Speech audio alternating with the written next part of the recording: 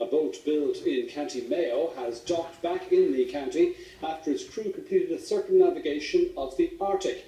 Those on board the vessel say their trip provided further evidence of the extent of global warming and its impact on the environment around the North Pole. A sort of homecoming. The Northabout sailed into Clew Bay this afternoon at the conclusion of a 4-month voyage around the top of the world. It's the second time she's circumnavigated the Arctic, with each journey taking place in vastly different conditions. On the first trip back in 2001, ice impeded progress on both the northeast and northwest passages.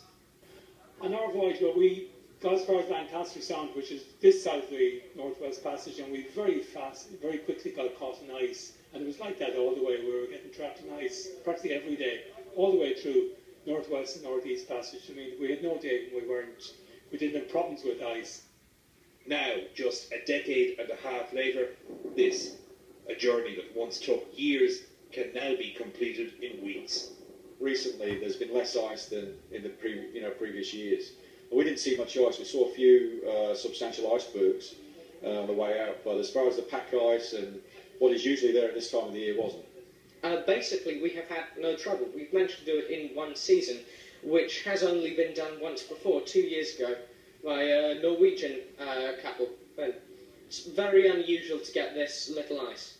Jarlath Canan, who built the boat in Knock in 1999, was on hand to welcome her back to Mayo this afternoon.